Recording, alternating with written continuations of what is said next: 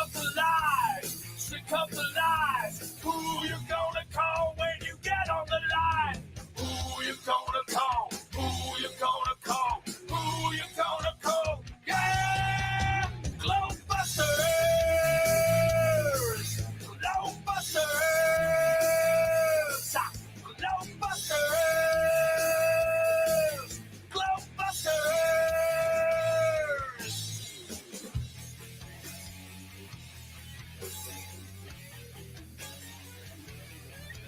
If there ain't no curve, there ain't no ball. The globe religion about to fall. We're gonna open your eyes so you can see who you gonna call if you wanna be free. GLOBEBUSTERS! GLOBEBUSTERS! GLOBEBUSTERS! GLOBEBUSTERS! Who you gonna call? Who you gonna call? Who you gonna call? Yeah! GLOBEBUSTERS! GLOBEBUSTERS! GLOBEBUSTERS! And welcome everybody to GLOBEBUSTERS. We accept the reality of the world with which we're presented. It's as simple as that. Hello, everybody, and welcome to GLOBEBUSTERS Tech.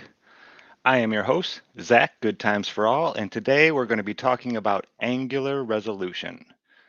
Now, before we get to the rest of the panel, I just want to say that this is one of those things that I hold very near and dear to my heart, is Rayleigh's criterion and angular resolution limit. All of these things were something that I discovered while researching. It wasn't something that I was taught by another flat earther. This was something that I really dug into because I wanted to know why it appeared that boats went over a curve and the bottoms of buildings were missing. All of these things really perplexed me a lot. And I was into the sun a lot at first. I was trying to figure out what the sun was. And I like to tell people that angular resolution and learning about all this kind of saved me from going mad on trying to figure out what the sun actually was, because I still, like, after I learned as much as I could about the sun, I knew less than when I started. It was even more of a conundrum to me. So with saying that, we're going to get to the panel. I know there's a few of them in here that really love this topic as well. So starting off, I'll say hello to Cami Nodell. Cami, how are you doing today? You Oh, are. I think I'm unmuted now. Hey. I'm doing good. It's been overall a good week. This is near and dear to my heart. It was one of those that in the beginning, it's not only that it clicked with Flat Earth, but for me it clicked because I had not many art classes in that, and looking at things from perspective and then taking in angular resolution and the orthographic. It was material that it was new to me. It was very new to me, and it opened up so much understanding it. And I feel even now, I mean, there are so many things still to learn on it. But I think it's key, absolutely key to the way things work, and a solid, simple understanding on it is a must. So I'm glad we're having the show tonight. All right. Next up, we have Mr. Kyle Adams. Kyle, how are we doing tonight, sir? Doing really well. Doing really well. Just excited to be here as always. Awesome. Great. And next we have Miss Karen B. Karen, how are you doing today, ma'am? I'm doing very good. Thank you. Pleasure to be here. Excellent. And last but definitely not least, Skylar. How are we doing today, sir? Doing absolutely incredible, ready to raise the roof. And oh, what's that? I actually got to jump on out of here and go get in the speaker's corner. Just kidding. Excited to be here. Excited to dig into this conversation. This is I think this is one of the most important things to understand for a true earther. This is one of the things that's been hijacked to basically convince us that we live on a spinning, flying space pair. So it's important to get tackled. Absolutely. So to start off, we're going to cover angular resolution, and then at the end, we're going to try and keep the angular resolution to maybe an hour maximum. And then we had kind of an epiphany about not so much a magnetic field, but what the maps are telling us on the magnetic field. Over last weekend, when we, right after the GLOBEBUSTER show, we were chatting, and yeah, some really interesting ideas and thoughts popped out, and just a new understanding and a way to look at the clover map and what's going on. So we'll probably cover that at the end of this show as kind of a recap on last week's show. Yay! So without any further ado, let's get into angular resolution limit. When was the first time you guys heard angular resolution limit? I think Was it that's ever still a in kind of a school? that's still kind of a foggy terminology for me. I'm still like, is that talking about clarity, like how easy we can see it depending on the Well, angles? I don't know. another way to say it is vanishing point. See, I Oh, learned okay, about this in vanishing point. art class. Mm-hmm. I was never taught about this in any type of science or anything like that all throughout high school. I learned about this in art. So like 1 point perspective, 2 point perspective kind of a thing? Yeah, things like that. Things get smaller off in the distance. They usually go down to a point. It's Until they disappear. Yeah. till they disappear. Yeah, it's all about I learned perspective. about it in art class too, but they never they never said the words angular resolution. Yeah, Exactly. that's what I'm going through right here. Yeah, they called it our vanishing point. Right, there's not much of a difference between the vanishing point in art and the angular resolution limit in physics and how optics work. Now, when we talk about optics, we're not just talking about how we see with our human eyes. The angular resolution limit, the one which uses Rayleigh's criterion, is specifically set for any optics device with a circular aperture. So that is not going to be just your human eye. That'll be 99% of all cameras and telescopes. Almost everything that we look through, it has a circular aperture. There are a couple rectilinear lenses out there, but they have two diffraction limits, one going on the horizontal and the vertical, where on a circular aperture, it only happens on the horizontal. So I have a couple videos I would like to show you from way back in the day when I was looking into all of this stuff. This was probably this was the first test I ever did or video that was shared on GLOBEBUSTERS. I remember that. And this was 6 years ago. Wow, it's crazy. April 11th, 2017. I had been studying optics for about 6 months.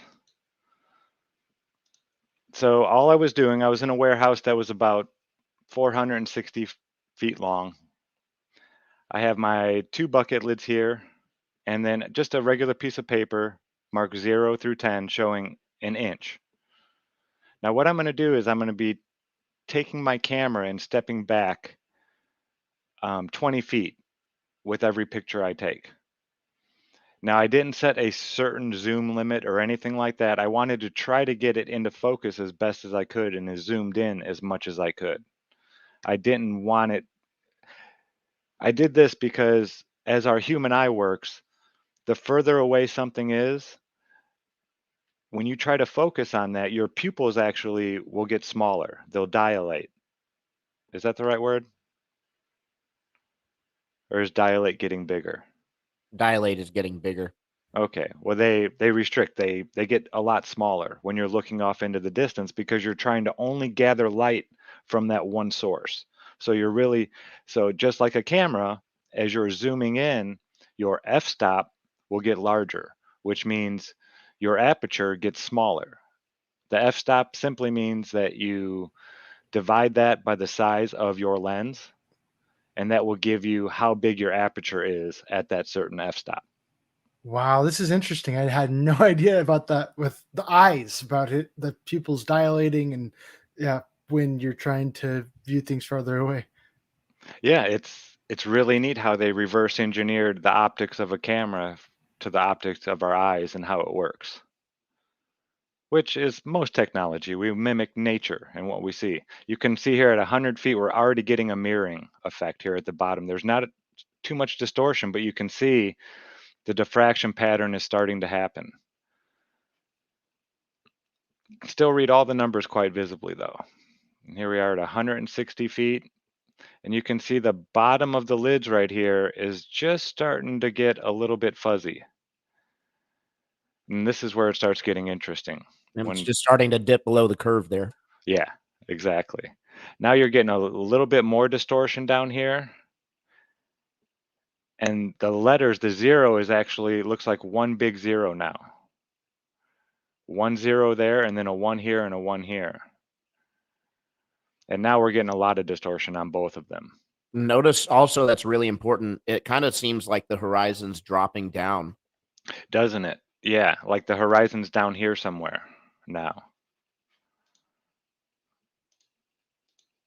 Oh, I forgot about how bad I was at making videos back then. And then once we get up to, I think this is 340, yeah, you really start, you can't even make out the blue line here anymore. The blue and the white line are starting to distort away. This circle is now taking over the blue and the white line down here. It's almost made it disappear, and the mirror image is now coming together as one almost. And this is all over a warehouse floor, not even 500 feet long. And when you're talking about miles and miles and miles, and the interesting part was after this picture I took right here, you could see the floor is still down here, but it looks like it's down here, doesn't it? A lot of people would say, oh, well, that's the water line, or maybe this is the water line down here. Yep.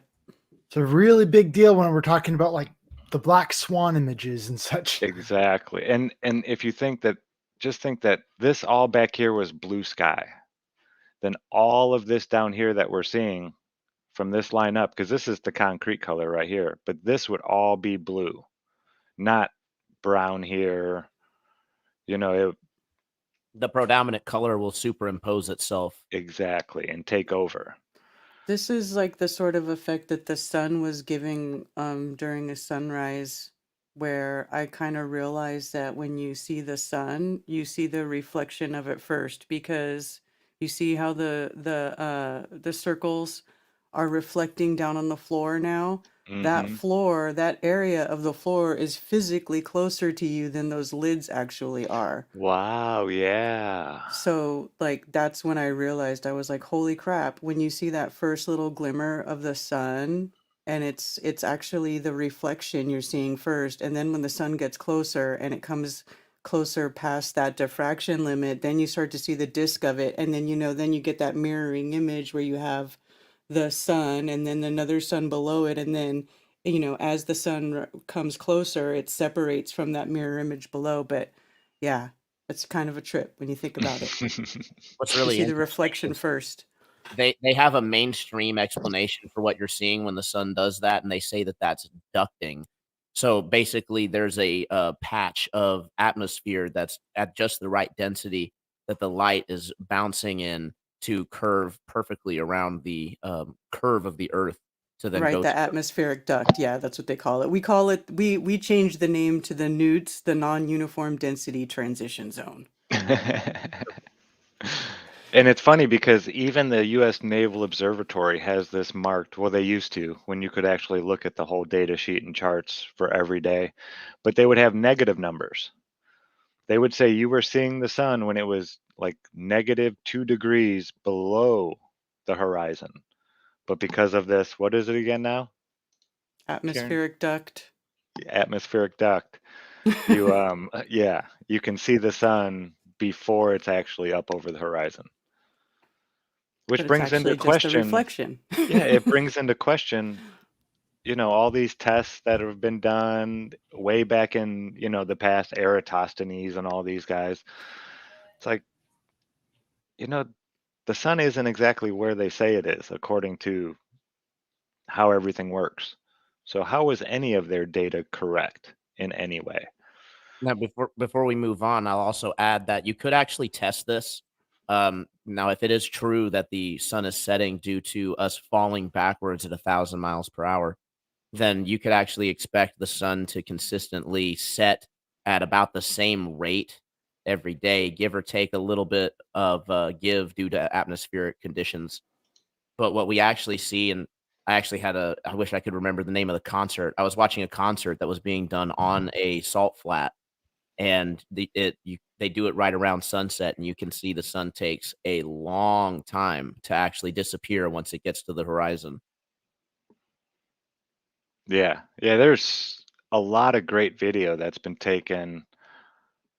The one that comes to mind is the guy in Afghanistan, the soldier, where you just see the sun, it goes away. It doesn't even look like it sets. It just gets so small that it looks like it disappears.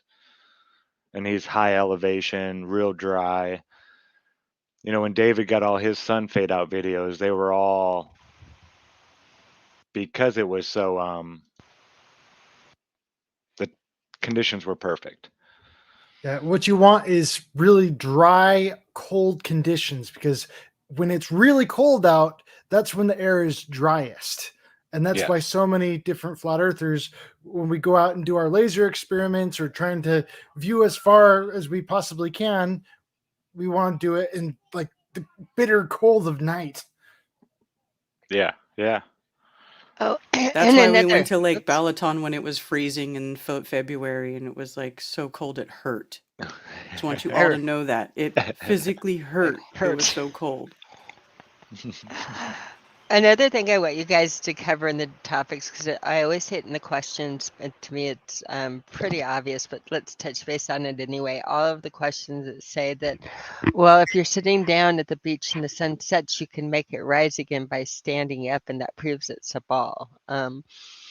If you were to look at your eye or look at a camera or anything with angular resolution, and again, move it closer to the ground so you pick up that vision of angular resolution. And again, as you get taller on the flat earth, it would not cause it to rise again. Again, you just have a wider perspective as you get higher off of the ground. So the sun is not moving back up, or you're not making it rise again, nor does it prove a ball. But I think if you look at angular resolution and posit it to the sunsets and sitting down and standing up, it takes care of that question. Unless anybody has any other points on it, but I still see that one a lot.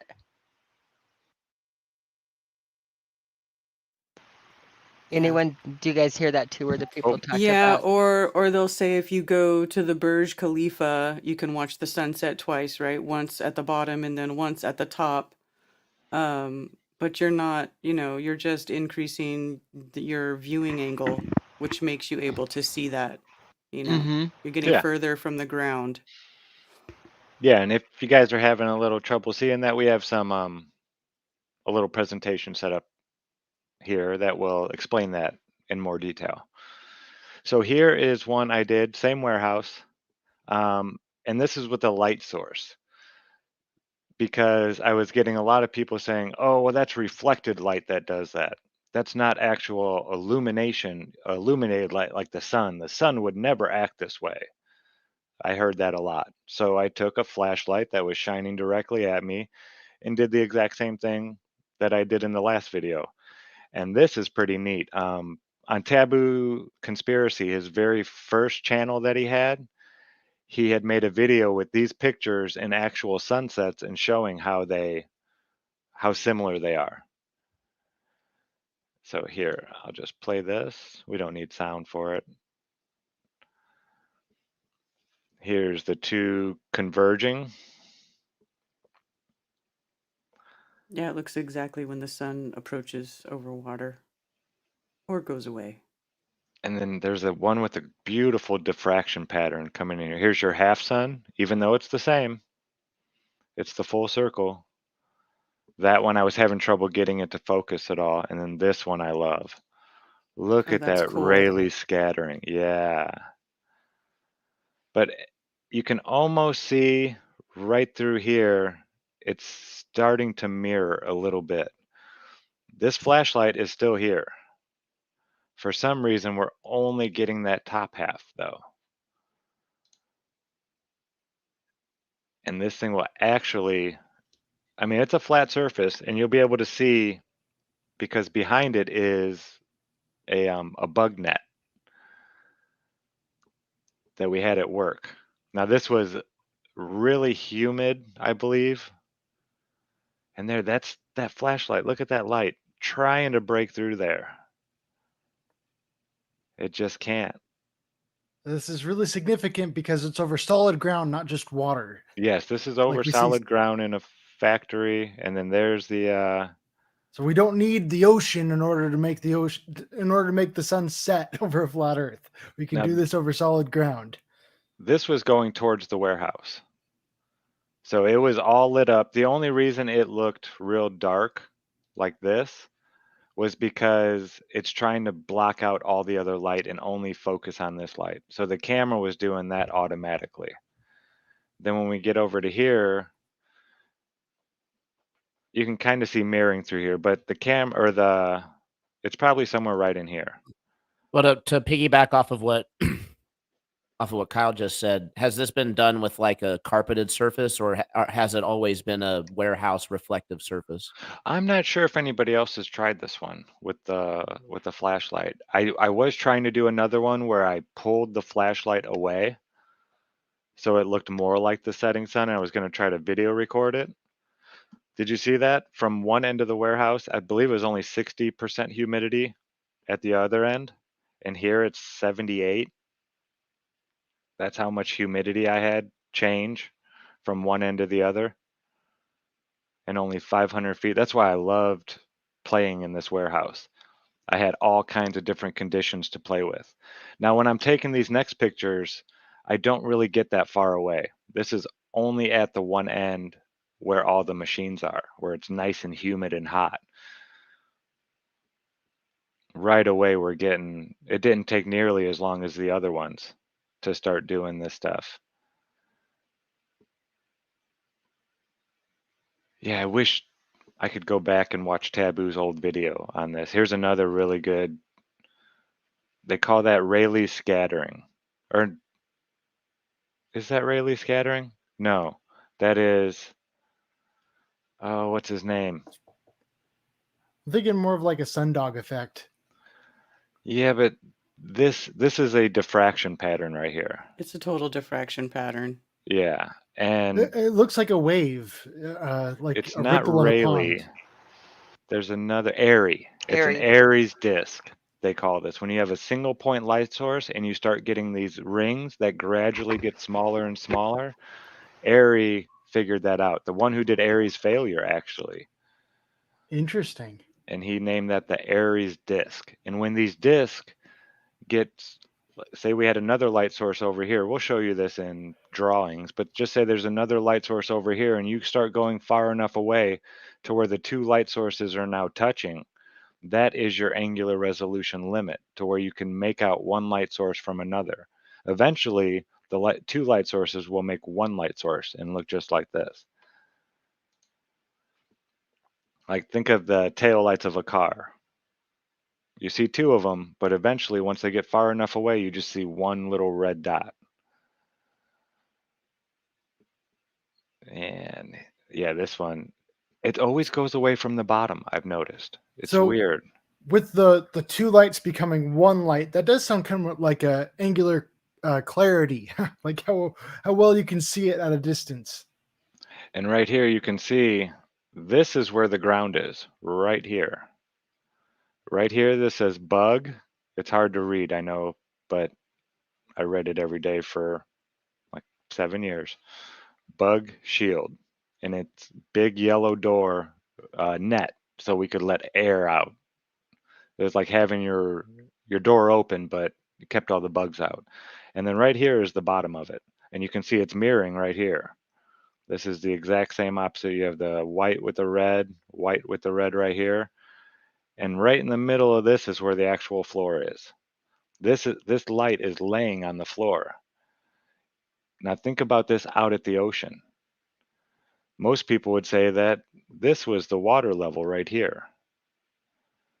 And all of this right here would be the sky. And imagine if you had a boat instead of a light right here. That boat would look like it would be floating in the sky because this is mirroring with this and they would be the same color. And most people would think that, oh, this is the water line, when in reality, the line is right here. This is laying on the floor. Mm-hmm. Is this like a Mirror. polished concrete or anything like that? Nope. Dirty, nasty, Yeah. stepped on 1,000 times from 100 different feet every day. Very rarely got like washed. Only That's when we interesting had how inspections. just the air can create that kind of a reflection just What- by itself. Wouldn't that be called a phantom morgana if there was a boat floating? Fata Morgana. Well, Fata Morgana is more like a mirage that I think is inverted. So it would be like an upside down boat. On So top you're only of seeing the the boat. reflection of the boat instead. Yeah. Yeah. There's different versions of Fata Morgana, but yeah. But yeah, now those were ones I did, like I said, 7 years ago, and they got me onto the angular resolution limit. And I found really, really, really cool videos like this one right here I want to show you. This is fair use. I've used this in so many. They've been really cool. Brigham Young University, Physics and Astronomy. They do have quite a few of these little videos like this. I love these. Just a minute, 20 seconds, and they're going to show you Rayleigh's criterion. Whoa. So what they have is two little lasers. Now he's measuring the distance between the two laser beams. You can see them right here. Now what they're going to do, they have the lasers being sent down the hall and back. And they're coming back. And this right here is a really neat device. I would love one of these. It's just an opening where you can change the size of the hole, the aperture right here. You'll see here in a second when she you can see it just looks like one big blob for right now, the two lasers. He's explaining yada, yada, yada. Okay, come on. Is this like a speed of light kind of test? No, this is just to show you how the aperture, the size of the opening, will affect what you see. And this is how you measure your angular resolution limit. So see right here, we have two distinct light sources that are quite close together, but you can still make them out. Now what she's going to do is she's going to make that a little bit smaller, that circular aperture. And when she does, watch what happens to those two distinct light sources. Oh, I'll go back 1 second. It's now more just one amorphous blob. You can kind of see them a little bit. Just make them out. The diffraction made it so it's harder to see. Yeah. It made it much more blurry. Yeah, and we'll show you here, there's an equation that explains all this really well. It also kind of looks like it merged them closer together. Yes. Yeah, almost like they went further away. Which, I mean, that can also work up and down laterally and linearly. But why are we seeing a double image there? Because the image really is double, and it is your aperture, like your eye, the pupil, the buck where they're opening the aperture. Yeah, would be this no is the different than actual your. limit. Because Yeah. they It started makes it look with like the there's two two lasers. lasers. No. Oh, Yeah. Because they there's did. two Remember, they lasers. started with two lasers, and he measured the distance between them. Oh, okay. Yeah, That's so right. these that's right. are two, it shows how two distinct light sources, just by changing the size of the aperture or your pupil, just by changing the size of your pupil, those two distinct light sources can merge together now and become one because you can no longer resolve them anymore. Your resolution limit has been surpassed, and now those two distinct light sources have kind of blurred together into one, and you can no longer make them out. Yeah, hence the angular resolution. Yeah, there you go. Broop. This point right here is so critical to understand, especially if you want to engage with globers who even somewhat know what they're talking about when it comes to lensing and cameras. Oh yeah, this is one of those things where I used to go into the debates mostly just as a in the background, giving people pointers and stuff like that. And that was one of those that none of them wanted to talk about the angular resolution limit because it has to be added onto every curve calculator. Like, yeah, you have the curve of the Earth in their model, and that needs to be taken into account for their refraction. But then there's also diffraction, which should be added onto the curve calculator. Well, it also works for when dealing with this particular thing. I was challenged multiple times to recreate observations on a flat plane on the small scale. And the thing is like I didn't have a micro camera or anything like that, and I didn't have the technical know-how, but I just knew that the size of the lens had a lot to do with the way that we see things. So to have it properly be scaled on something like a table when you're talking about recreating a mountain observation, you'd pretty much have to have a camera smaller than a centimeter, like something really, really Yeah, exactly. Yeah. So with your laser test, I'm kind of a little lost as to how that affects how curved or straight the horizon would appear. No, it doesn't. It's just showing you how your eyes actually work. We'll get into the curve part here right Okay, now. because you're talking about looking at the horizon, and so I was like, I thought it was applying to a conversation about how curved the horizon should appear, or straight the horizon should appear, or yeah, that's where I got lost. Yeah, well, what I was saying about the angular resolution limit, this diffraction limit is always going to take place. There isn't a way to get around it. So once you have your curve calculator, okay, we'll say it's 10 miles. Oh, that's right. That's right. Because the know, curve calculator is affecting how far you can see. It's not talking about measuring the amount of curvature on the horizon. Yeah, so Something you like should that. take your horizon, and Okay. then there should be Z-axis, even not more x-axis. distortion. That's why. Yeah, there should Yeah. be even more distortion. Let's say at 40 miles, I think it's like 180 feet. Don't quote me on that. Something like that, the human eye. And that's perfect conditions. That's with no wind, no moisture in the air, no dust particulates, perfect nitrogen, oxygen based atmosphere. That's what all this is based on. That's why it's just your limit. It can only get worse from here. Like the human eye at 21 feet can see 2 millimeters with perfect 20/20 vision. That's the limit. Now, if you can see better than 2 millimeters, then you have better than 20/20 vision. So all this stuff is just based on the fundamental limit of optics. It doesn't take into account atmospherics or anything like that. So this is a little calculator I made up, just a few equations I threw together, and it can tell you your angular resolution limit over distance. So what we're talking about is, say you're standing right here. Well, here, we'll pull up this picture. You're standing here on the beach, and you want to know, just based on the optics, the limit of optics, when the bottom of this boat is going to be disappeared from your view. This calculator can tell you that. Let's go back. Now, these are the equations. This one is Rayleigh's criterion. It's radians, which is just another way of saying an angle, another form of degrees. It's a measurement for an angle. The only reason I use radians is because that's how the equation was written. Radians equals 1.22 times lambda, that is your wavelength of light, over d, the diameter of your aperture. Then we just transfer degrees into radians, or radians, excuse me, the radians that we got here into degrees, divide it by 2, simple enough. Find out a little bit of trig down here, find the tangent of B here with the angle A to get this. What is a radian exactly? I forget the exact measurement. I was just wondering what the word meant. Yeah, I'm not 100% sure.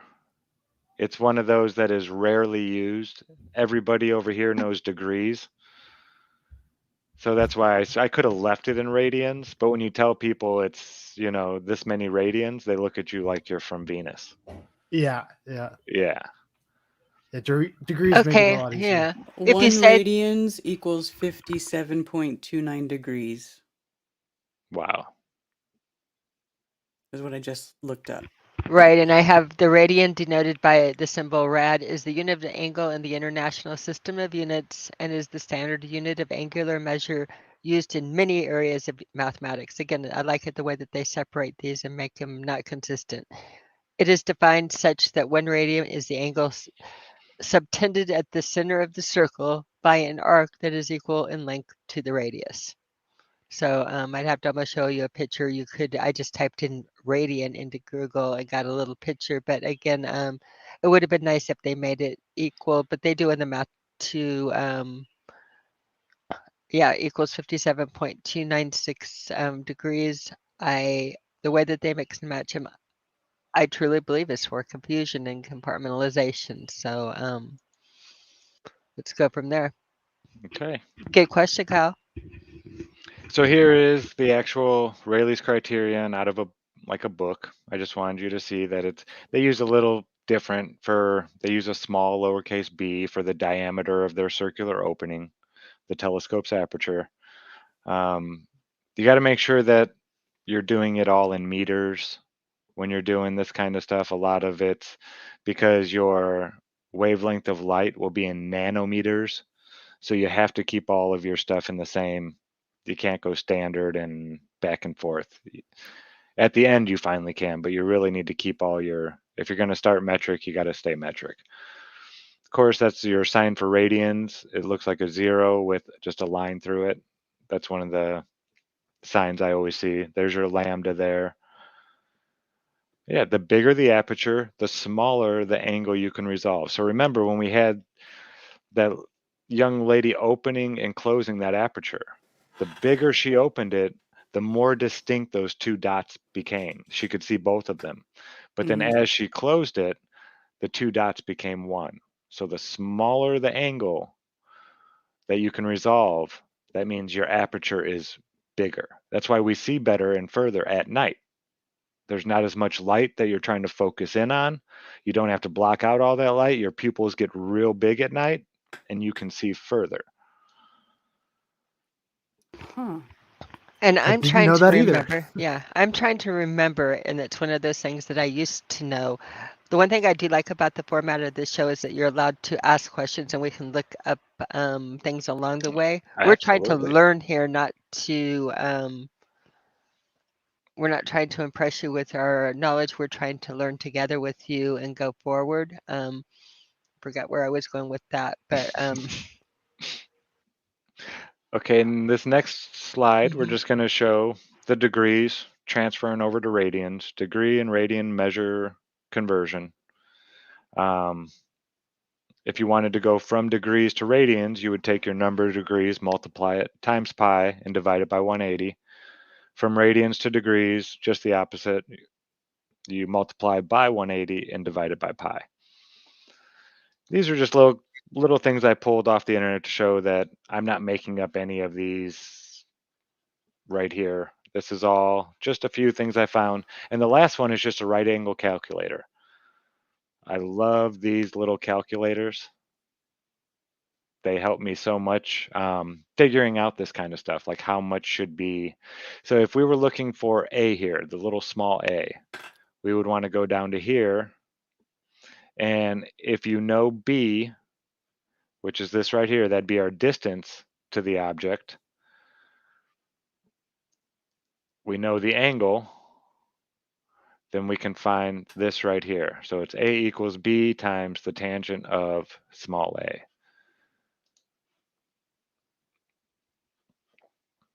And then pertaining to elevation, this is where it gets tricky. So if you are standing with the height that is greater than your A here, okay, now this is just half of it. I divided it into 2. When you're talking about optics, Whatever you're staring at, this will be the line of sight, this black line right here. Now, whatever you're staring at, an equal amount above and below that line of sight is going to be diffracted evenly. You won't have a bunch of diffraction at the top and no diffraction at the bottom. It's always perfectly even. So I think That's the why, main point you're getting at here is your eyes by themselves, without any kind of atmospheric refraction or anything like that, your eyes by themselves can cause a boat to appear to sink on the horizon. yes, That's amazing. Absolutely. It also means that, like, your eyes by themselves, when looking, we really don't see forever. There would be no reason that we could or would. Again, when they get further away, we can't resolve. They get smaller at some point, unless you start making things infinitely big and infinitely bright and getting ridiculous with it. But with this, it's nice. Yeah, you're seeing the visuals of it and starting to put it in reality. But in reality, yes, it would go down, get smaller, and do all of those things, because that's the way your eyes operate. What I was going to say I used to know and I forgot is at what point I looked up, and I think it was like they gauged your eyes for most of the things. They did it, I believe, at 4 millimeters, and I could be off. This is where I could be, but again, your eyes are constantly changing all of the time. You just kind of have to pick an average to work with, and they have on the numbers. But your eyes are apertures just like cameras, and they modeled cameras after the eye to capture, what we capture. It's Yeah, one more factor put into that trollish question. Well, why can't you see London from New York? Right? Yeah. And yeah, it this, also just yeah, goes to show that man always imitates nature. Everything always. that man invents is an imitation of nature. We simulate and do things that we see because, again, we build it from nature and after it, but that what we simulate is what we can, yeah. It only makes sense, yes. So down here, like I was saying, right here, we divided it into two because the amount above and the amount below will equally be distorted. But if you are higher up off the ground than this amount that's going to be distorted here, all you do is you multiply it by 2 again, and you'll know the whole amount that will be unresolved. Now you'll see this in long distance photography where someone will be taking a picture of a skyline, and you'll notice that all the windows right at the center of the picture are just a little weird shaped.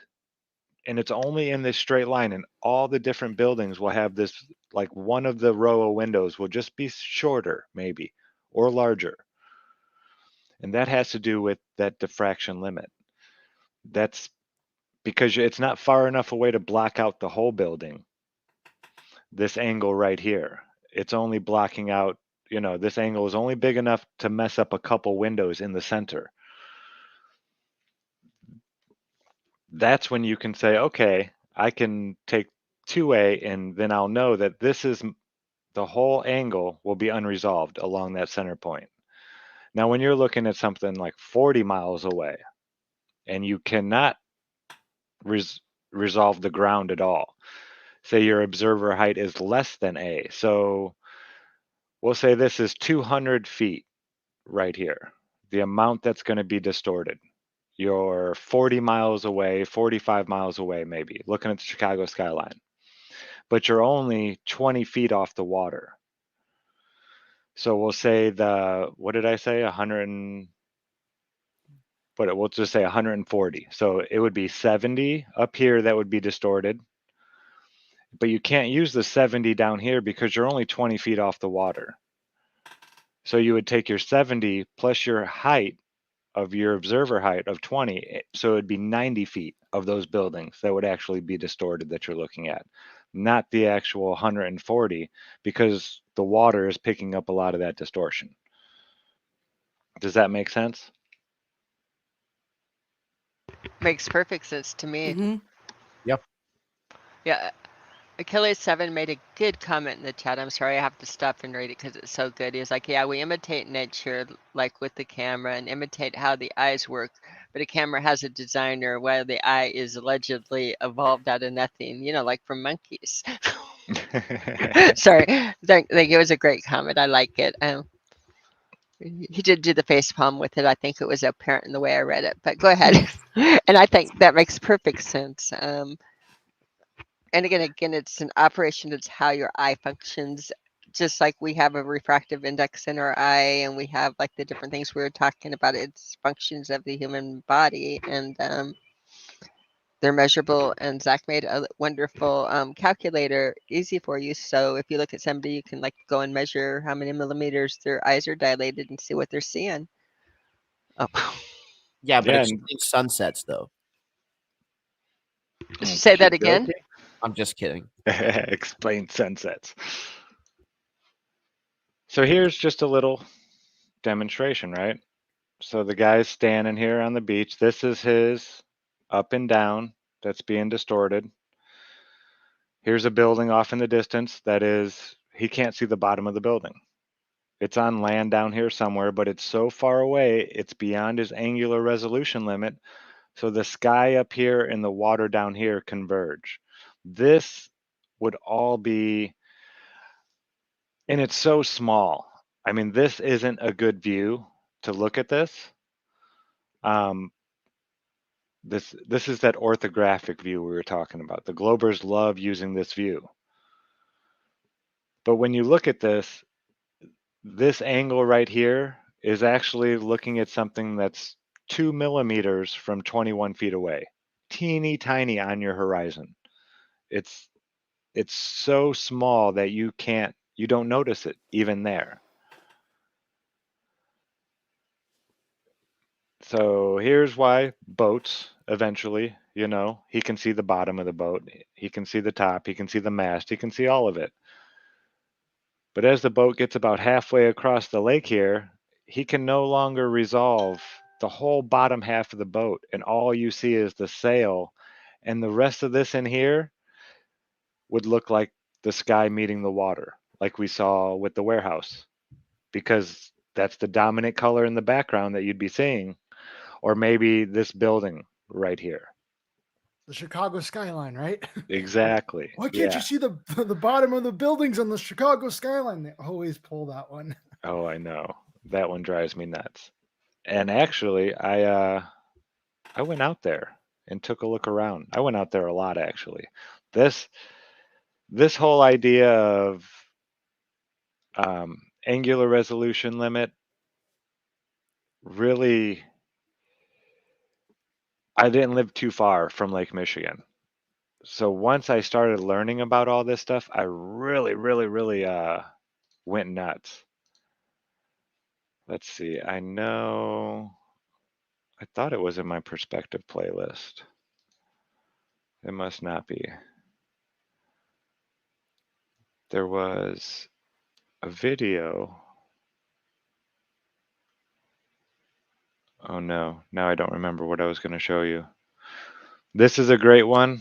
Gav, this gentleman right here, super genius, engineer. I believe he's from Scotland.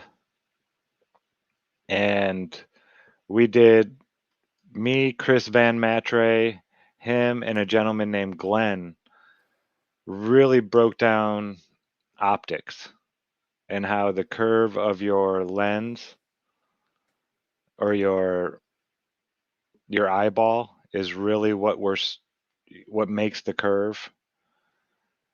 He did an amazing presentation. We were going to have a part 2, but it never really got done.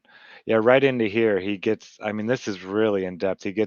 He's got these amazing what are they called? Diagrams, Yeah, pictograms. this is actually a some kind of thing he has for his engineering thing. He's a civil engineer. Mm-hmm. So he can just take a picture and then all this stuff just kind of pops in. Like Oh, he like it didn't just have to. starts measuring things. Yes, it just measures everything for you. It's amazing. But he explains in here how even the angles, when something gets twice as far away, it doesn't mean it's going to get twice as small. It just doesn't. The angular size mathematically does not dictate that. It will be very close, but very close up far becomes something much more real far away. Now, I had a video I wanted to show you guys. Oh, here we go. Here was the live stream I did from the Chicago skyline. I remember you going over there. Yeah, it was a live stream though. That's why I wasn't finding it. And take your time and do the visuals because, again, we hear a lot about what angular resolution is, but actually seeing it and examples of it in the videos and understanding it so much better as a flat earther, unless you're arguing it. You don't need to understand the math or how to do the lambda. You really have to understand the visual and how it works for your own sanity because it starts to answer a lot of questions for you, and it's good to know. Then when you're comfortable with it at that level, if you're a mathy and that you can memorize the formulas and you can argue it, but just understanding how it works is really helpful. Again, it's with sanity, it answers so much. So taking our time and going slowly and getting the videos, I think instead of trying to slam it down is learn it slowly. Now, 12 buildings should be visible. Not even visible. I was 38.8 miles away, about 10 feet off the surface, and there should have been 816 feet of curvature. It would be about right here. I think I could just see the, not supposed to, but there's only 8 buildings in Chicago that are taller than 815 feet, and one of them's only a couple feet taller. So in the whole city skyline, none of this should be visible. None of these outlines, all this stuff is supposedly curving up over the horizon here. Let's get to... While you're out there so close to Chicago, did you ever get out to see the flat Earth city of Zion? No, I Yeah. wanted to. Joelle, there's a gal that we know, Joelle Lynn. She lives right there by Zion. Really? Mm-hmm. I'd love to talk to her about all that. I've been doing a lot of research on that area lately, and it's been really, really fun. Let me back. Joelle is one of my favorite people. She does do, if anybody needs it, candles and solves and things like that. And she would be probably a pleasure for you to talk to. One of my, again, favorite people in Flat Earth, Joelle. You have to get me her contact information so I can reach out to her there. I certainly have it. Yeah, all these, none of this should be visible down here. None of these. And this isn't even why I pulled up this video. But yeah, when you go out and like up here near Chicago, the humidity is usually very high, being this close to that size of a body of water. I waited 2.5 years and it was 37% humidity. Yeah, that's, I think, my favorite picture I got. Nice. But this is the one day that the sun was actually setting behind. I just came out here because of the humidity. And as I'm walking, I was out here on the pier, like right here, standing, taking pictures. As I'm walking back down the lighthouse pier, I start seeing all these photographers like, are you waiting around to get the sun behind Chicago? I was like, no. They're like, oh man, that's why everybody's here. And when I got down to where the parking lot was, there was already 25, 30 people out there with big telephoto lenses waiting. So this isn't something that just happens once in a while. They know exactly when this is going to happen, when you're going to see this big, beautiful outline out here. They know. Mm-hmm. Nice. It'll happen twice a year. But yeah, and there we go. These are the lights along Lakeshore Drive, right here. No more than 110 feet. That's being very generous. 110 feet off the water. Mm-hmm. We 800 and, well, that'd be like 700 feet below the curve. Yeah, they were shocked when they saw this one. I didn't even realize this while I was taking these pictures. But as you can see, while I'm taking this picture, I'm not pointing. This is the center line of my camera right through here. I've learned that that's where your diffraction is going to take place the most. You don't want the center of your camera down here where you're trying to get images. Oh, really? Yes. That's a good tip. So Yeah. don't put the horizon in the center of the camera. Never, ever, ever. Always put Interesting. the horizon either at the very bottom or the very top. That's where your least amount of diffraction will be taking place. You'll Nice get to know. your most crisp images are always there at the edges. Now, it would be good to point it directly at it and get it in focus on that image that you want to take and then lift it up and click your picture. But yeah, always, whenever you're taking a long distance shot, never put them at the center of your camera. That's where you're going to get the most diffraction. Hmm. So There you that go, is, everyone. That's a yeah, nice tip for taking some long distance of photography right there. Maybe now we can get some more long distance pictures because probably most people are trying to center the image because I try to center the image yeah, I did because, forever. Yeah. I yeah. would too. That's what's intuitive because that's how we're taught to use it. We're not even thinking about how the optics apply there. That's fabulous. Again, a row right there. This show alone worth learning these tips and doing it. Will Mm-hmm. make me look at it differently. It is a great tip, but I already see the Globe zealots saying things like, "Oh, you see that drop? Look at that drop!" Putting the little crosshairs on it, Oh, like yeah. it's a theodolite. It's gonna be really funny. Ah, good. Yeah, they're not really crafty or good at it though. This was knocked out of the park quite a while ago. And even even like the big globy guys that have been around forever, it was Bob the science guy. He knew about this. And there was somebody who had a 5,000-pound challenge. You can't explain how perspective isn't taken into account for a curve calculator. I was like, well, yeah, I can. I already made the video for it. And of course, I didn't get my 5,000 pounds or any of that, but I brought it up with Bob when I would talk to these people, 6, 7 years ago. And I was like, so you have your Earth curve calculator now.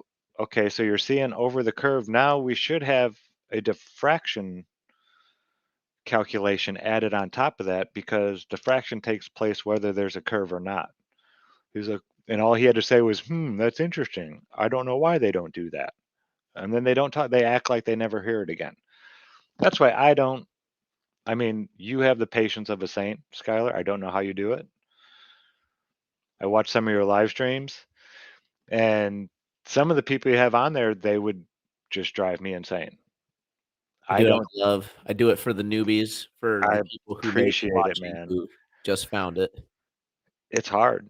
It really is to just keep your cool. Well, it is for me to keep my cool. Yeah, it's once you've learned all this stuff and you've gone through all this experience, it's really easy to have this effect where you suddenly expect everyone to know everything you know. And so when I learned Spanish, it's like for some reason I feel like everyone else should know as much Spanish as I speak. And so, yeah, but it kind of applies the same way with flat Earth. What, you don't know this? And so, yeah, it ends up throwing you off, and it ends up kind of killing a lot of patience for a lot of people. Well, the way I think about it, unfortunately, is that there's only one real way that we can grow, and that's to continuously reach new people. And most people like the drama, so that's another good part about doing the debates. Yeah. Yeah, you will get some more views doing that. There are quite a few people that do like the drama. I used to be one of them. Don't get me wrong. I liked Jerry Springer back in the day too. That was just me. Skylar, so I've noticed that you've got some really good quality on your videos, your presentation style and all that, but you don't like have a ton of subscribers, which I'm really shocked at. So was your channel like terminated once a long time ago? Like how do you have so much experience with all this stuff and presentation and such? So I have a lot of experience with sales and marketing, which Oh. some people think, oh, grifter. But I mean, this is just a skill set that you need to have to be able to promote any idea. You have to have showmanship. You have to be able to get people's attention. So I take it very seriously. I Yeah. think that it would be pointless for us to go through all this work and provide all this information to just have, nobody's eyes on it. But as far as like why my subscribers are so low, I'm really not sure. I haven't been at it that long. You just, My channel yeah, is you look like, it looks like a new channel, but you've got the experience of someone who's been doing this for years. And so I'm like, what? Like, there's no way that this guy is so new at this. yeah, And so, yeah. I've done it for other companies. So Okay. Yeah. I was wondering if you're like a TikTok champion or something like that. And you're kind of breaking into the YouTube area. right. No, I've only been at this whole entire thing for a year. I started the YouTube, the TikTok, the Rockfin all at the same time. The TikTok took off first because it just has the biggest platform and was less censored at the time. And actually, it's still less censored now, I believe. And YouTube has been the slowest by far. It's also the most censored. Yeah. Mhm. It's extremely difficult to build a channel on YouTube doing this subject, with this subject in particular. Yeah, it was picked out specifically Yeah. during I mean, Congress. yeah, right. They named it in Congress. Like, for instance, flat Earth. Yeah, we're just going to bury that shit. So, Yeah. yeah, pretty much that's what's going on. Bring it on. Yeah, bases on Mars and all this other stuff. Secret propulsion, space programs and this and that and all the secret space stuff. Oh, that's fine. They'll tell you, you can say the government's lying then. Right. You can lie about the government having, bases on the dark side of the moon. Yeah, no big deal. Or your personal alien encounters. Those are A-okay. And any conspiracy that you have about how Kennedy was murdered is perfectly fine.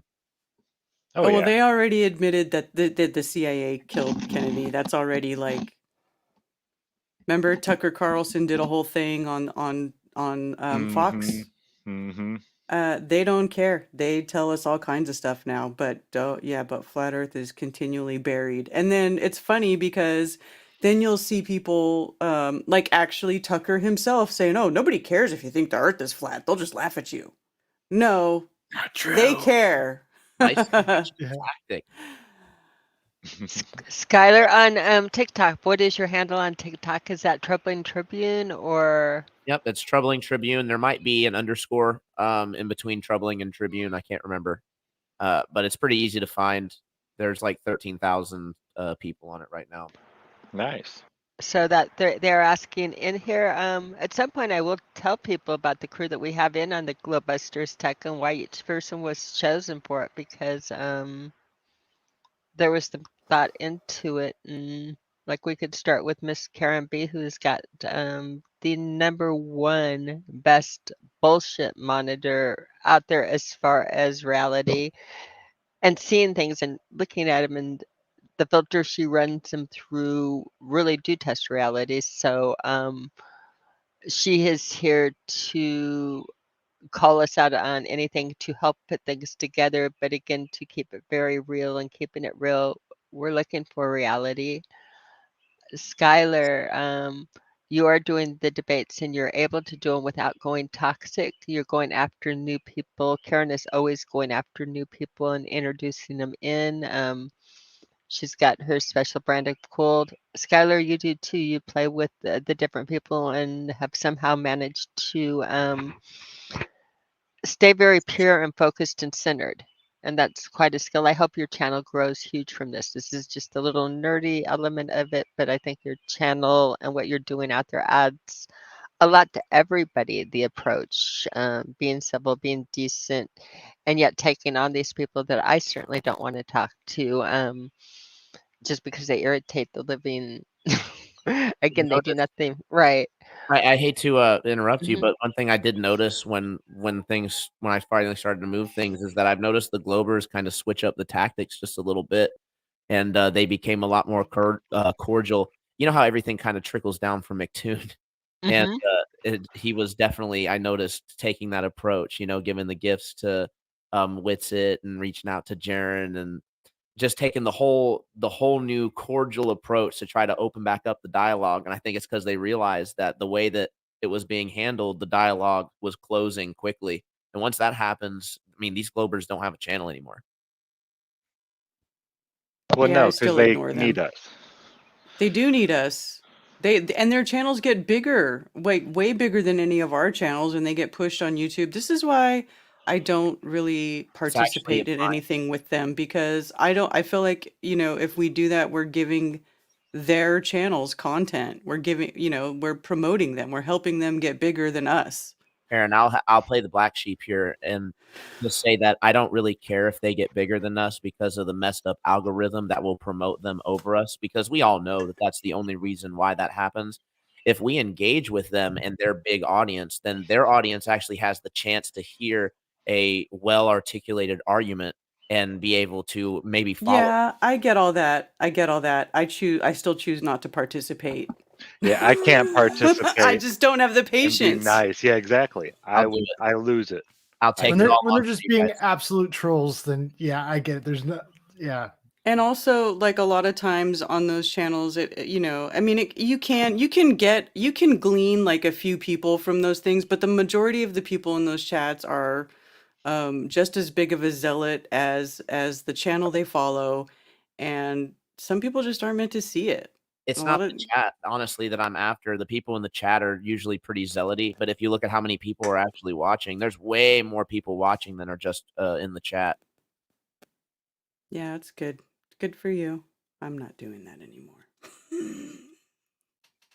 Yeah, if I had the You patience, just have to have the patience for it. Like, I just don't. I just don't care to sit there she's and argue all with out of bubble gum. globies. I get so I just don't care. But when you're done recruiting the people through the debates, then they can come over and we'll just talk about other stuff. There you It's go. just tough to find like the really like not shallow ones, because so many people just make so many just well, that's stupid kind of comments, and it's like Yeah, but like, that's what I don't have I do patience know for. there's value to it though, because there's been plenty of things where I thought, oh my God, that is ridiculous. There's nothing good going to come from that, like that cheesy documentary Behind the Curve. But there are some people who did come to Flat Earth, even though that documentary was like so horribly edited and biased against us. It did still bring people. Like anything, you never know where people are where people are going to get their little switch flipped, or where the light's going to come on. So I all will, of it's worth doing. Like, I totally get it, yeah, I for really, sure. that was one of the biggest reasons that keeps me doing it, because don't get me wrong, I mean, this is really toxic a lot of the time, but I still get messages and emails from people that are like, hey, I was on the fence for a long time, but the way that you articulated this point was, I'd never heard it put like that before, and now I'm really looking into this seriously. And things like that just remind me that it really, like you said, it really is worth it. Hmm. Oh, Absolutely. we're all cheering for you. Kyle, yeah, we're gonna say why Kyle's on here too. Kyle, you have the curiosity of a child. Ask the questions where other people might say, "Hey, I don't want to ask this, like, because I don't want to look dumb or anything like that." You ask questions always, and you try things and you demonstrate things and you work and you find ways to teach children, and you do it all with a good heart and a good everything, good intention, good looking for truth. And that's, again, we're looking for truth in the qualities. I think these are all great qualities for looking for the truth. With a group of them here, the willingness to try things, Kyle, and the BS detector, Karen. We don't get far without it. So Zach, Zach, you're everything. Zach's been living at the same house as us for almost 5 years now, or 4 years now, and does the experiments, does the hands-on, lives this, breathes it, tests everything. I can't think of a stronger person to guide us through this. So, welcome everybody to GLOBEBUSTERS Tech. And of course, Miss Cammy B, or Cammy B, Cammy Nodell, of course, is here with us, and she's just a plethora of knowledge of all types of things. Speaking of, we had kind of an epiphany over last weekend that had to do with our magnetic declination maps. Would you like to bring one of those up and we can just quickly cover what we we noticed on the declination maps and how you look at these. Jaron and Austin had some questions on the GLOBEBUSTERS show about the maps that we're looking at and what these lines actually mean. And it caused me to go in there and kind of look even further and start picking out points on the map and seeing what the declination is. And it brought up this, I saw it in the map. It's like, oh, okay, this is what this map means. There still are these declinations, or it's not really even a declination. What's the actual thing that it's called, Cami? The actual word is deviation, and through Deviation. history, Karen, I want you to be looking and doing the graphics because they're hidden behind my many windows that I have to find. So if Karen can find the declination Oh graphics yeah, and sure. present, that would be good because she's better at that. But declination, all through the years, for hundreds of years, it was always known as deviation because a lot of it was used by sailors. And whenever you do declination, you're talking generally taking it something on the vertical instead of a whole different axis going up and down instead of deviating from left to right. And so that again is like a fun thing that they call it declination because again, one of the clues they do it. But yeah, the magnetic deviation, and as she pulls it up, go ahead. May have confused us more on that, but I thought that was an interesting fact that that was one of our words that got changed with no reason. And it is, it's magnetic deviation. Well, yeah, declination would be your altitude, correct? Mm-hmm. Correct. Altitude. So the higher you go, the more it's going to change. Right. In other words, you would measure your declination going up and down angles, like again, going height as opposed to across. When you're looking at the magnetic deviation, you're making your adjustments from left to right. You turn angles left to right. Oh, okay. So Declination has always been used historically as a going up and down. In other words, it's on a different axis, and to throw that into the terms and call it a declination when again these people were used to. that's to do more with like 3D compasses, kind of a thing. But even then, you're reading a side to side on here. When again, your declination is like taking how high the stars are up, or again how high something is, what angle it Yeah, is in height. yeah. But yeah, deviation and declination. Yeah, that's something that they still use in the military all the time. Whenever they're talking about how off your compass needle is going to be left to right, they call it declination. So yeah, that's using the same terminology they use. Yeah, and Yeah, again, that's that's. good, Karen. Nice and Mhm. zoomed in like that. Okay, so as you can see on this map, these are not the magnetic field lines that we're seeing. Like if you put a compass, say in northern Russia right there somewhere, on one of those lines, the compass isn't going to point 90 degrees to the east or west. If you go to that dark line right there, Karen, that you were close to, down a little bit, up just a hair, that 20. Yeah. See, that's 20 degrees deviation. So what that means is if you're within there, your compass isn't going to point along that line. It won't point east and west. It will point anywhere along that line. It'll be 20 degrees off from north. The closer you get, the further away from north it's going to point because you have the other poles interfering. When you get way up there, it'll be 90 degrees off. It's because those other two poles are interfering with the pole that you are picking up the magnetic field from. Now these are because they are pressure differences. They are pressure differences. You're going in a gradual pressure difference thing. They are exactly what you're seeing with the metal filings following the groups and the lines and the patterns on it. It creates that pressure mediation pattern. And I tried to do that on the one thing and was doing it that, but then I got into the directions of the filings. And if I would have looked at even the filings as opposed to the a nice little filter we were doing during that show, you would see that the filings within the lines are not laying like directly going with the lines, but they associate themselves in the lines. They follow because of the pressure mediation. They line up and they do that pressure mediation pattern exactly like that. Pressure mediation. Explain what that means.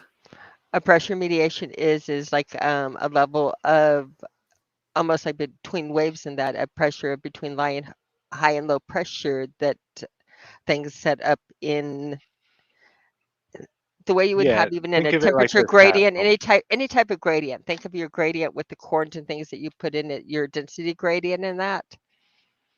Things Okay. naturally form a gradient. So your pressure mediation and your gradient is very much like similar to that. I would think when you put stacks up into that. This creates a pattern of pressure mediation following it is the magnetic, it is following the field, even though you're saying it's not following the field, it is the Well, mediation those is, lines aren't following the field. but they What are I'm if you saying drop. is, Hmm. but your compass is not going to point east right there. It will not point 90 degrees east when you're on that. It'll be 20 degrees off of magnetic north Right. or true north. So it's not like those lines are showing which way your compass is going to point. It's just showing the amount of deviation in that area that those lines are on. So you're going to get more deviation, more pressure, Kyle, the closer you get to the center.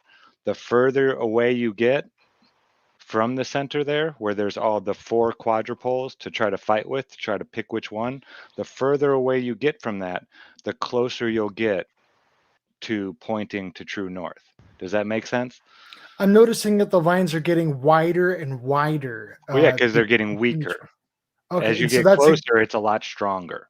that's what you're describing here is how Yes. it's not saying it's going to be east and west. You're just showing that it's showing it becoming weaker and weaker over distance. Yes. A lot of people will think that magnetic field lines, actually, a strong magnet will make bigger magnetic field lines, but that's the exact opposite. A, a strong magnet, the magnetic field lines are all being compressed because there's so much magnetic potential there. Now, they might stretch out further, but all those field lines that you're going to see are going to be much more condensed. Whereas when you take really weak magnets, the field lines are much bigger. Like you see getting away from the center here. They're more spread out and they're not as compact and compressed because And when there's you less pressure mediation there.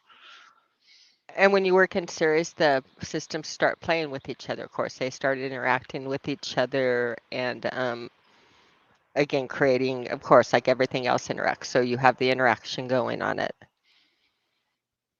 Yeah, it's really neat. Now, again, I would love to test a lot of this stuff.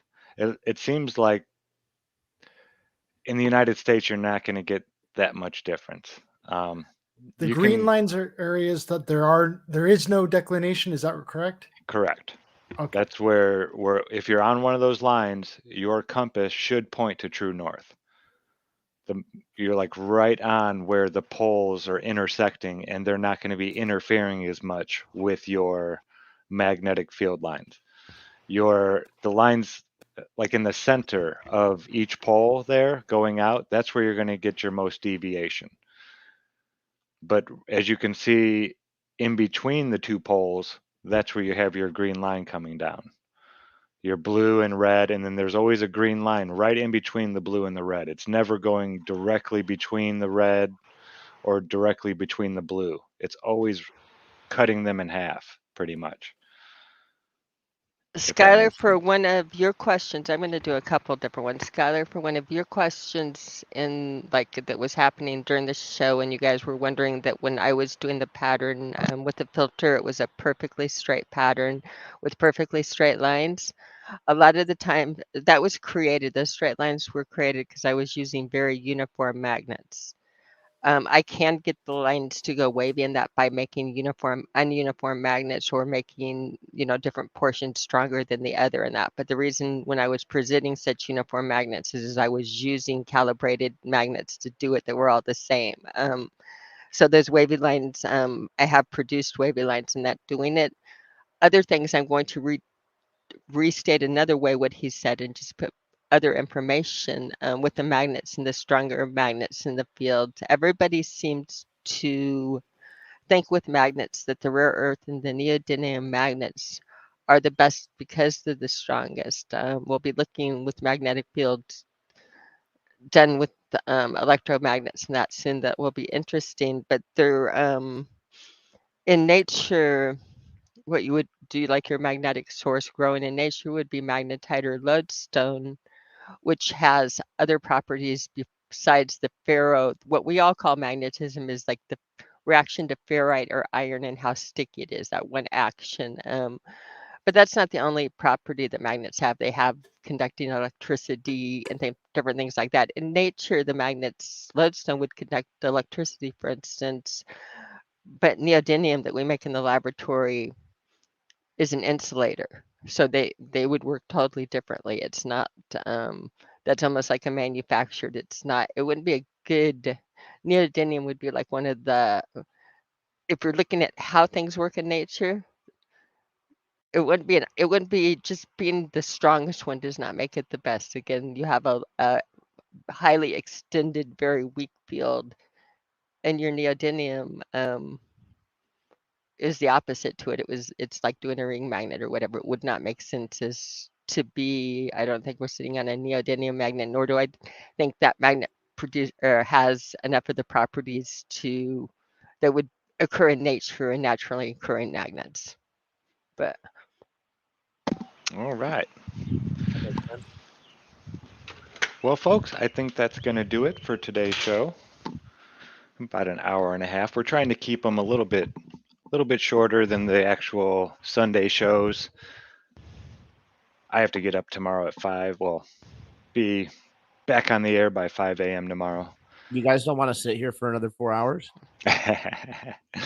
Well, we could. We definitely could and talk about magnetics or optics or. and again, just under just a final note, when you're talking about the declination map alone, the declination map is talking how a compass reacts or a small hypersensitive, again, a small magnet reacts. You're talking about just the ferro action only. And that's nice because what we look at is it looks like a beautiful ferro pattern we have going. And again, that's something to get going on a further show. And it will be fun introducing electricity to the mix too. But you guys, thank you all for joining us. All right. So, Cammie, do you have anything coming up this week? I don't know, do I? I have Iron Realm Media on Friday night, and that's coming up tomorrow. And other than that, I just have a lot. I'm still playing catch up on a lot of work, and once I'm caught up on the mainstay, I hope to be able to go further and go forward a lot stronger. All But thanks right. for the patience with me. And Kyle, what do you got coming up this week, man? Anything Been new? doing a lot of research on the flat Earth city of Zion and its founder John Alexander Dowie, who I found out I'm related to. So it's been a really exciting adventure. So Very cool. Miss Karen B, what do you got coming up this week? Well, I've got anti-religious scripture study on Saturday, and then returning to Coffee Talk Monday and Strange World Tuesday. And that's about it. Awesome sauce. And Skylar, someone Well, was mentioning you may be going live on TikTok this evening. Is that happening? I'm actually not going to do that.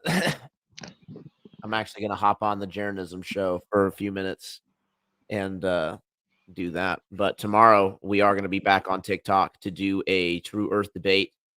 It's going to be fire. I almost got banned earlier. I had to appeal it. I was doing a quick little debate. I usually do like 30 minutes to an hour at least once a day just to keep things sharp. And somebody reported me for misinformation, but I appealed it and got it overturned immediately. So I guess the truth that I was dropping did not meet the criteria of misinformation according to TikTok, which is awesome.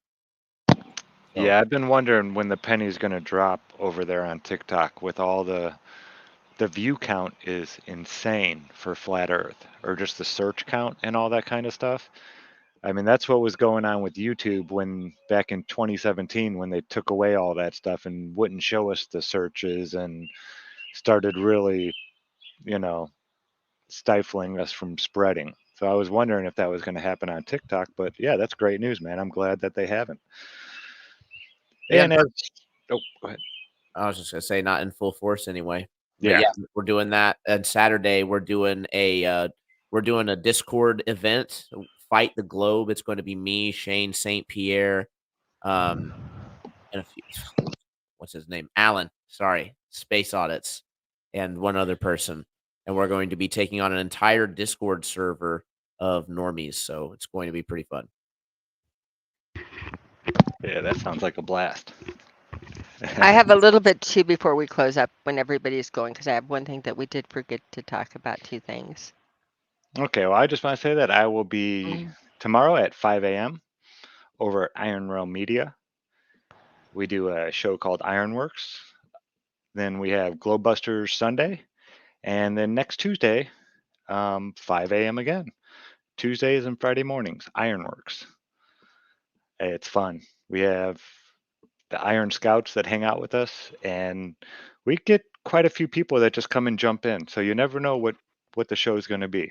There's never usually a topic or anything like that. It's just Josh, Walt, and I waking up pretty much and ranting. So you really get to hear me um, unfiltered somewhat because I'm still sleeping for the most part.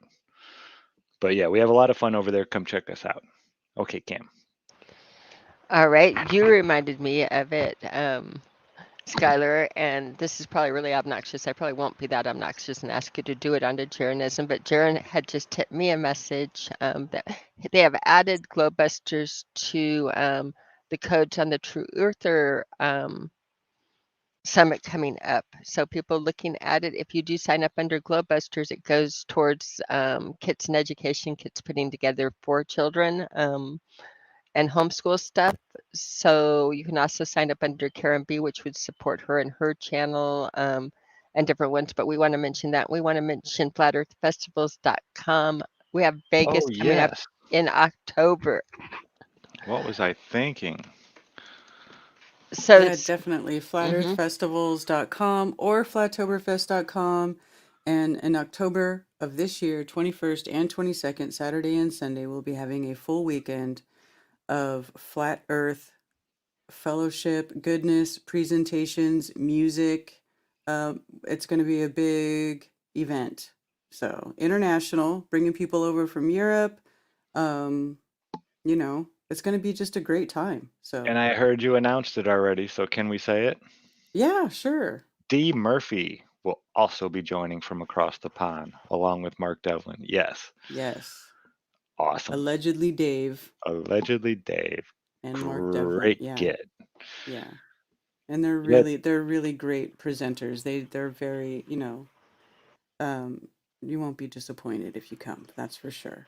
And it is off the main strip, not too far away, but it's not going to be, it's a lot more affordable where Karen is having it. I Yeah. mean, Well, it's that's what off the strip and it's at this hotel. It's at Samstown Hotel and Gambling Hall, and it's a big place. The event's going to be there. There's tons of rooms there. There's lots of food. There's a bowling alley. There's a movie theater. So it's going to be a good time. heck yeah. There is a Flattoberfest Telegram group if you're looking for a way to get there, maybe to carpool, things like that. You can find information here at flatearthfestivals.com. I hope to see you there. It's going to be fun. Vegas, baby. Vegas, baby. Vegas. Skylar, your thing tonight is don't forget to mention Flat Earth Festivals for everybody for Vegas, baby. And also push Globebusters for the things because I owe you a kit and the different things, but different toys to I call them toys, but different things to have in your hands so you can do demos and that live and have a little bit more to work with. So I think it's a good cause. You guys do such good stuff. I'm going to be super obnoxious about it. Excellent. Excellent. You're agnostic. You get the sign up. You get it towards like the different educational stuff, and it goes right to you, Skylar. Because that's again, what we want to do is support the people teaching. Absolutely. Well, all right, folks, that is going to do it. Another episode of Globebusters Tech in the books. I'm your host, Zach. Good times for all. Remember that it's still not known by everybody where they live. There are still a lot of people out there that need help. Just a little bit of knowledge shared with them, and they can grasp this too. And I don't know about, I can't speak for everyone, but this absolutely changed my life. It made me look at the world with new eyes, almost as if I was born over again, looking at the world with a childlike wonder. And I want to share that with as many people as possible. So thank you all for being here. Thank you for sharing the show and hitting the thumbs up and all that kinds of stuff, subscribing. It really does help and helps keep us going. So I really appreciate you all for joining us. Remember that we should all be good to each other. And don't lie. Open your heart because there's truth inside. Peace out, everybody. Peace. Peace. Peace. Peace.